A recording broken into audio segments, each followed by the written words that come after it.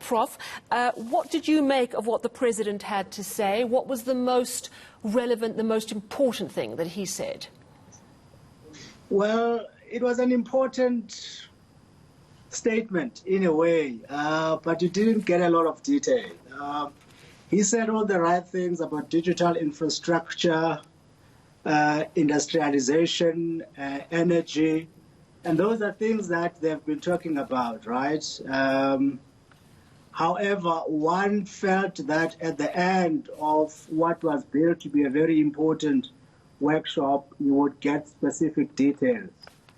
And there were certain details that were missing as well because, there were a lot of arrests in the last few days, and one thought that the president would celebrate that and call on the public to congratulate the NPA, but it didn't. He was very muted.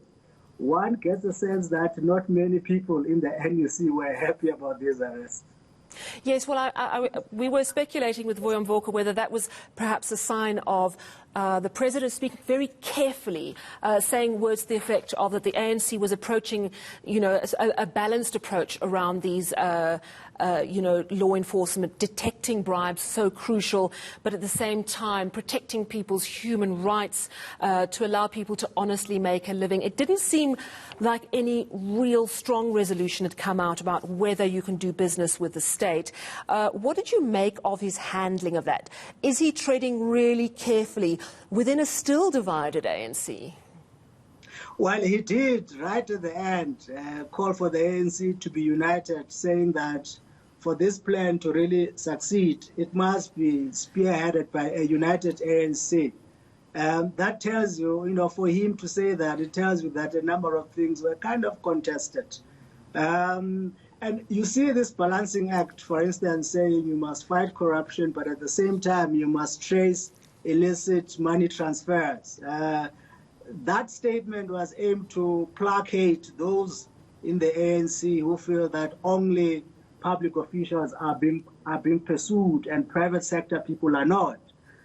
So what you are seeing here, even at a time when you feel that the president is kind of getting on top of things, like now, he made these closing remarks and they were televised, and part of this is to enable him to address us publicly, to get us an undiluted direct message instead of relying on his SG, right?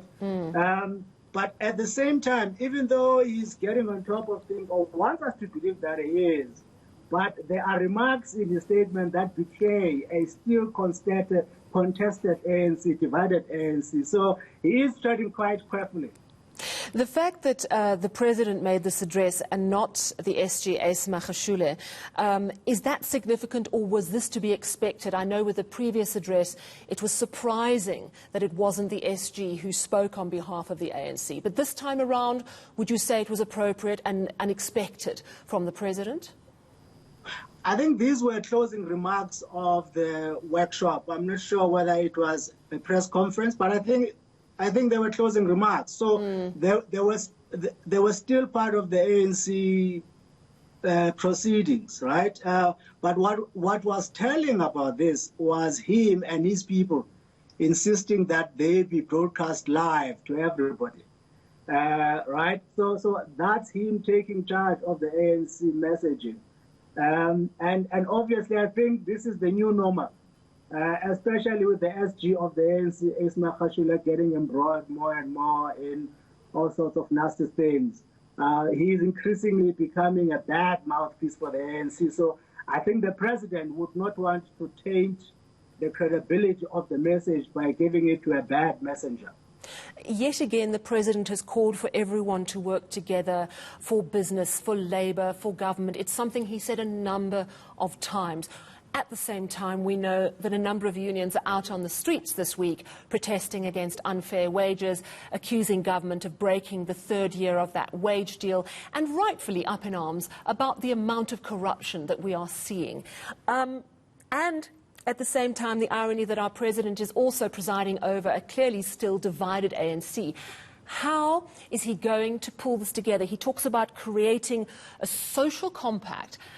Is it just words, or do you think there's some big game plan that's going to surprise us with its cohesiveness soon? There's no way that the president can change things around without stepping on toes. He has to believe that it doesn't help being a nice guy. Being president doesn't require that you become a nice guy. You just have to do the job. And the president, I think, is increasingly realizing that. For instance, he talked about cutting down the wage bill. You have a number of people who are unemployed, who are not adding any value to the public service.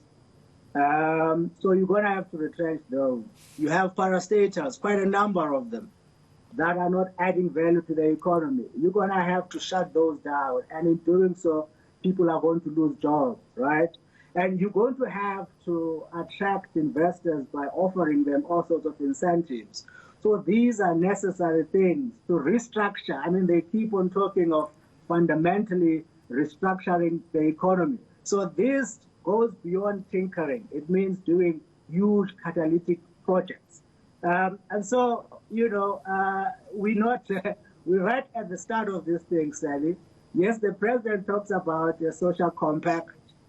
It's nice to have contracts, but I'm afraid some of the things that the trade unions will be required to do, because they want to protect current laborers, current employees. So trade unions are going to resist deals that require retrenchment. And so the president will have to move on and move on quite hard. And I don't think the prize should be a nice guy. The prize should be getting the job done.